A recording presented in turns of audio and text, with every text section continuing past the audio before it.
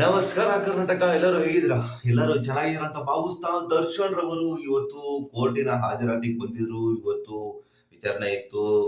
Judge ಅವರು ಎಲ್ಲರ ಹೆಸರನ್ನ ಕರೀತಾರೆ. ಪ್ರೊಸೀಜರ್ ಇವೆಲ್ಲ ನಡೆದಿರುತ್ತೆ. ಇವೆಲ್ಲ ಗೊತ್ತಿರೋಂಥ ವಿಷಯ ನಿಮ್ಗೆ. ಮತ್ತೆ ಇನ್ನೊಂದೇನಪ್ಪಾ ಅಂದ್ರೆ ವಿಶೇಷ ಏನಪ್ಪಾ ಅಂದ್ರೆ ಇವತ್ತು ದರ್ಶನ್ ಪರ ವಕೀಲರು ಒಂದನ್ನ ಪ್ರಸ್ತಾಪ ಮಾಡಿದ್ದಾರೆ. ಏನಪ್ಪಾ ಅಂದ್ರೆ ಮಾಫಿ ಸಾಕ್ಷಿ ಬಗ್ಗೆ ಪ್ರಸ್ತಾಪ ಮಾಡಿದ್ದಾರೆ.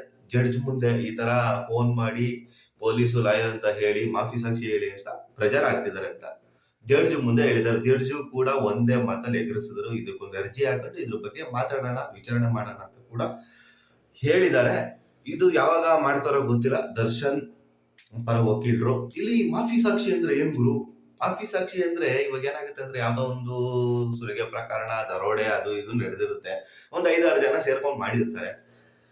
ಅದಕ್ಕೆ ಸಾಕ್ಷಿ ಇರೋದಿಲ್ಲ. ಈ ಜೊತೆಲಿ ಯಾರು ಮಾಡಿರ್ತಾರೋ ಅವ್ರನ್ನೇ ಹಿಡ್ಕೊಂಡು ಮಾಫಿ ಸಾಕ್ಷಿ ಮಾಡ್ಬಿಟ್ಟಿರ್ತಾರೆ. ನೀನ್ ಇದ್ರ ಬಗ್ಗೆ ಇವ್ರ ಬಗ್ಗೆ ಸಾಕ್ಷಿ ಹೇಳು, ಮಾಫಿ ಸಾಕ್ಷಿ, ನಿನ್ನ ಬಿಟ್ಬಿಡ್ತೀನಿ ಒಂದ್ ಕೇಸಿಂದ ಅಂತ ಒಂದು ಪ್ರೆಷರ್ ಹಾಕಿ ಅವನ ಹತ್ರ ಮಾಫಿ ಸಾಕ್ಷಿ ಮಾಡಿಸಿರ್ತಾರೆ. ಇದು ಮೇನ್ ಇಂಪಾರ್ಟೆಂಟ್. 4 ಜನಕ್ಕೆ ಏನೋ ಇಲ್ಲಿ ಮಾಫಿ ಸಾಕ್ಷಿ ಮಾಡು, ದರ್ಶನ್ ಹೆಸರು ಹೇಳ್ಕೊಂಡು ಮಾಡಿ, ದರ್ಶನ್ ಮಾಡಿದ್ದಾರೆ ಅಂತ ಹೇಳಿದ ಒಂದಷ್ಟು ಪ್ರೆಷರ್ ಬಂದಿದೆ ಅಂತ ದರ್ಶನ್ ಪರ ವಕೀಲರು ಮಾತಾಡಿದ್ದಾರೆ. ಇವತ್ತು ಇಷ್ಟೆಲ್ಲ ಆದ್ಮೇಲೆ ಕೋರ್ಟು ಕೂಡ ಈ ಒಂದು ವಿಚಾರಣೆನ ಮುಂದೂಡಿಕೆ ಮಾಡ್ತು. ಏಪ್ರಿಲ್ 8ಕ್ಕೆ ಹೋಗಿದೆ. ಇಷ್ಟೆಲ್ಲ ಇವತ್ತು ನಡೆದಿದೆ. ಇದ್ರ ಬಗ್ಗೆ ದರ್ಶನ್ ಪರ ವಕೀಲರು ಕೂಡ ಮಾತಾಡಿದ್ದಾರೆ. ಅವ್ರು ಯಾರೋ ಬಂದಿದ್ರಂತೆ, ಅವ್ರ ಮುಖ ನೋಡ್ಲಿಲ್ವಂತೆ, ಮಾತಾಡ್ಲಿಲ್ವಂತೆ, ಬದನೆಕಾಯಿ ಅಂತೆ.